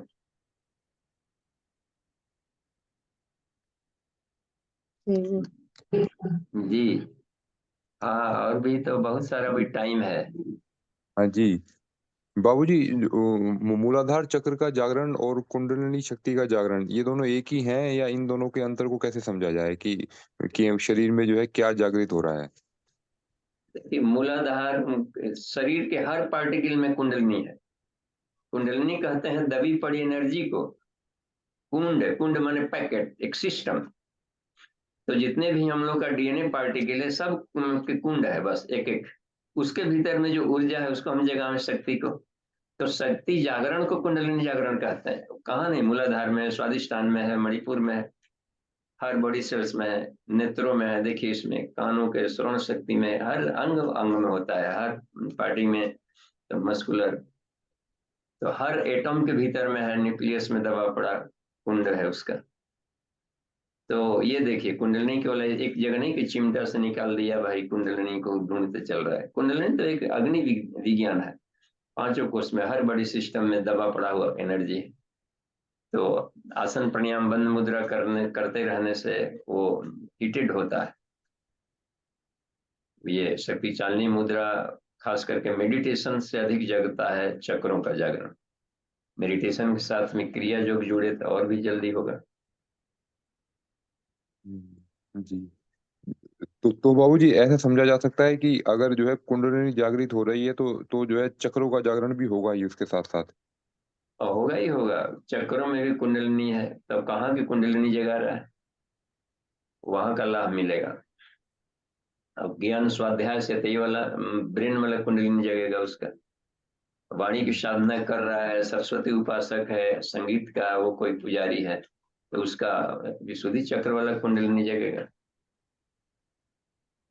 केवल संत हृदय है, भाव संवेदना है, तो ईसा मसीह की तरह अनाहत चक्र वाला उसका हार्ट दिखाया जाता है कि उसकी कुंडलिनी को जगाया था अपना।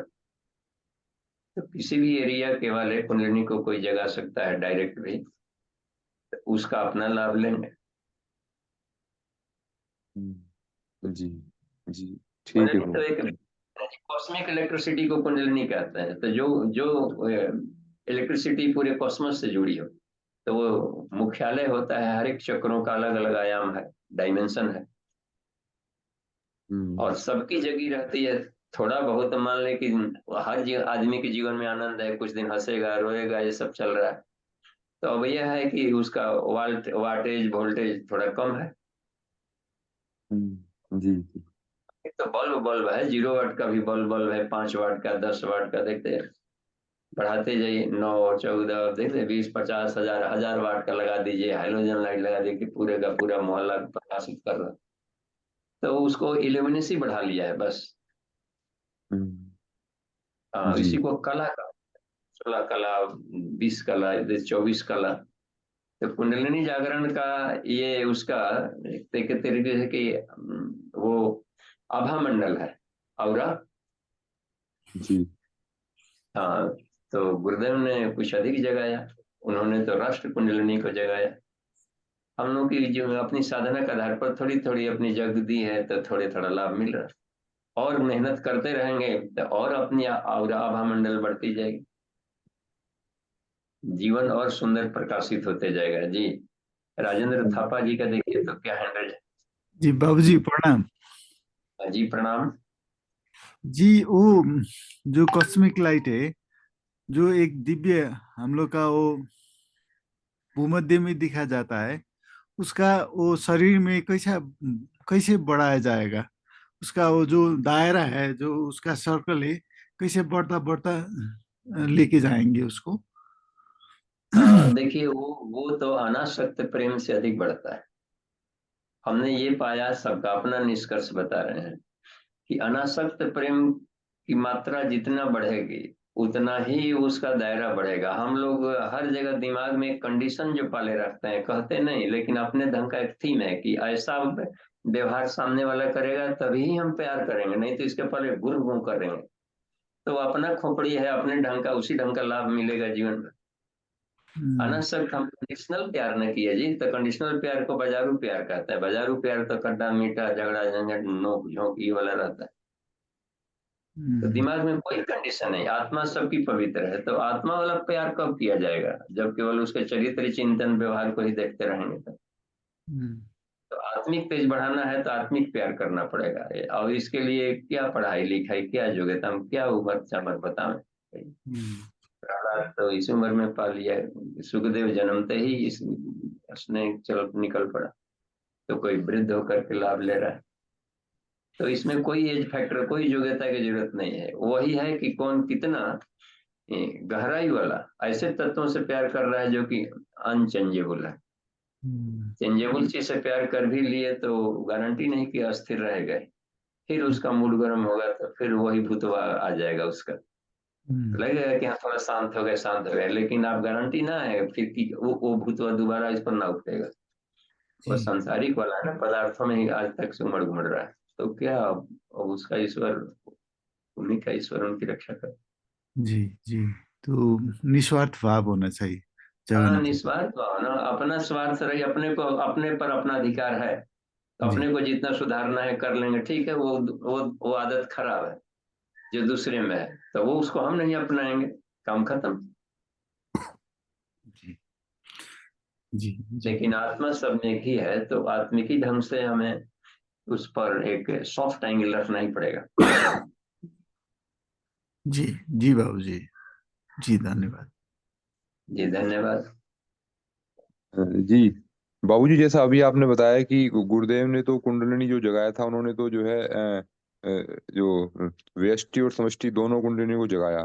तो हम अगर, जैसे कि अभी आपने बताया कि हम अगर ध्यान में अपने आप को आकाश मान लेते हैं, तो अब हम जो है अब तो फिर समष्टि कुंडली को जगाएंगे तो हमारी तो कुंडली अपने आप ही जग जाएगी उससे, फिर ऐसा माना जा हाँ सकता है?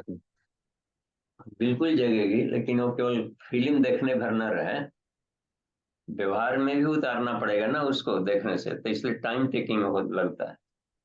ऐसे केवल देख लिए कि हम आकाश हो गए, ये रह गए, उड़ गए हैं, स्वर्गलोक भी पहुंच गए, इंद्र हमारा पंखा ढेल रहा है और पूरा का पूरा मन, तो फिल्म है, देखिए क्या अंतर पड़ रहा है, थोड़ा सा मन खुश होगा।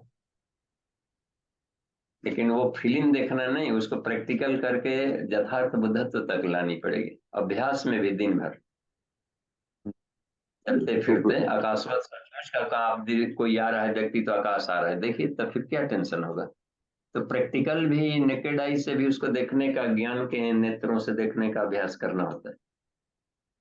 जी, तो पहले जो है व्यष्टि कुंडली पे ही काम करना अच्छा रहेगा, मतलब उसके साथ साथ वो चला जाए। आप व्यष्टि कुंडलिनी का मतलब है कि अपने आप को सुधारना, अपने आप को जी जगाना, इसको जी। व्यष्टि कहेंगे। व्यष्टि माने व्यक्तिवादी, अपना, हम्म लिमिटेड, पहले छोटा दायरे में से काम शुरू करें। Charity hmm begins from home होता है, होम माने अपने बॉडी सिस्टम पर अपना कमांड, अपने ही पर नहीं कमांड है। हम्म, जी, ठीक ठीक है। आत्मनियंत्रण को ही कहा गया, असली खेती, असली कर्मयोग यही है। जी जी। अब जैसे हुआ ना कि सेवा परमो धर्म, और सेवा को भक्ति कहते हैं, तो फिर अब कौन किसकी सेवा करे? तो बड़ा वाला तो आत्म सुधार संसार की सबसे बड़ी सेवा है। अब गुरुजी ने ये लिख दिया तो हमको तो अब सारा रास्ते ब्लाइंड दिखाई पड़ रहे थे। जब हम्म सेवा परमो धर्म है तो हम परम धर्म हम क्यों नहीं करें फिर? अच्छा, फिर सेवा करना है तो कैंपस क्या चुने? तो हम बहादुर आदमी सबसे बड़ा फील्ड चुनता है, तो हमने उसमें मिल गया गुरुदेव का एक ही बार में, तो सारे रास्ते अंधार संसार का ब्लाइंड कर दिखा दिए कि आत्म सुधार संसार की सबसे बड़ी सेवा। इसका मतलब कि आत्मनिर्माण में अधिक अपने को लगाना है। तो अपने भीतर में सारा तत्व भरा पड़ा है, उसको सुधारना, यानी उसको अनावृत करते जाना, उसको और क्लीनिंग और क्लीनिंग और क्लीनिंग। तो जैसे जैसे और क्लीनिंग होते जाएगा तो अपने भीतर में से और मजा आते जाएगा। इसलिए अभी भी साधना और भी गहराई और भीतर हम बाहर झांकने का कहाँ फुर्सत है जिधर। जी जी बाबूजी, जी। बाबूजी जैसे आपने अभी कहा था कि ये इंद्र वगैरह की, बाबूजी आपने एक बार और कहा था कि आपको वो इंद्र की वो कुछ नृत्य वित्य की ध्वनि सुनाई दे रही थी। बाबूजी तो ये एक तो आध्यात्मिक अर्थ होता है, और एक क्या मतलब सच में ये इंद्र वगैरह होते हैं क्या? हाँ, तो इंद्र जिसे मान लीजिए कि शासक को इंद्र कहते हैं। इंद्र माने राजा भी होता है। तो घर का मुखिया इंद्र है, इंद्रानी हो गई घर की मालकिन, स्कूल कॉलेज के हेडमास्टर, सुप्रीम कोर्ट के जज हो गए, हर एक कोर्टों के जो जज होते हैं, या उस चीज का लीडर होता है जो हेड नेतृत्व करता है, ये सारे इंद्र संज्ञक हैं। आत्मशक्ति को परमाणुओं में अल्फा पार्टिकल सब इंद्र कहलाता है, ताकतवर। बाबूजी जो आपको ध्वनि सुनाई दे रही थी वो मतलब वो कहाँ की थी? हाँ, तो हमको वो शरीर के भीतर में पता नहीं कौन से न्यूरॉन्स कहाँ जग गए थे। स्पष्ट अंतरिक्ष से आने वाली ध्वनियत, आकाश में सभी तरह के चैनल हैं, आकाश में दौड़ रहे हैं अंतरिक्ष से आने वाले विभिन्न लोगों का, गंधर्व लोग। तो जब आत्मा मरती नहीं है तो अपने ढंग का विचार संप्रेषण उस लेयर वाले उस साधक के ऋषिगण अपना करते रहते हैं। तो वो विचार तो हो जाएगा, वेब से तरंग है तो उसको पकड़ लिया होगा। जी बाबूजी। एक बार ऐसा हुआ था कि कल क्या घटना घटने वाली है, पहले ही डिजिटल फोटोग्राफी पकड़ लिया माइंड। तो कोई घटना घटती है तो सूक्ष्म जगत में पहले घट जाती है, बाद में आती है। तो थोड़ा सा कोई जग रहा होगा गलती से बचपन में, तो पकड़ लिया, तो देख लिया था कि हमारे यहाँ दादा, मतलब यहाँ पर आप देखे कि दादाजी था ही नहीं, कहाँ से सपना बल देख लिए कि मर गए। और जैसे जैसे देखा था अगले दिन सारी की सारी घटनाएं वैसे ही, एक 0.1 में भी हेरफेर नहीं हो पा रहा था, बिल्कुल घटना घट गई। तो अब जाकर के उसके बाद कहाँ 8th 9th क्लास में थे उस समय, अब आप पढ़ने के बाद, आज साधना करने के बाद वो लाइन मिला कि कोई अदृश्य जगत में पहले घटना घटती है तब स्थूल में आती है, और कभी संयोग से कोई न्यूरन से, ढेर सारे हैं 10 अरब न्यूरन से, कोई गलती से भी अब आज भी फोन करते हैं तो कोई तीसरा का जवाब आने लगता है कि ये कौन कहाँ लग गया जी, तो कितने नहीं पकड़ लेता है कहीं का कहीं मोबाइल भी। जी भाई। उसमें अपना कोई सिद्धि नहीं था, ऐसे ही कहना हम कहीं से पकड़ लिया तो फोटो दिख गया। जी प्रणाम, धन्यवाद।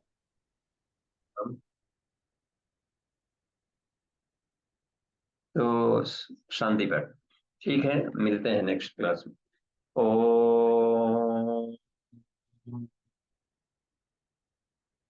शांति ही शांति ही शांति ही। समाप्ति। प्रणाम।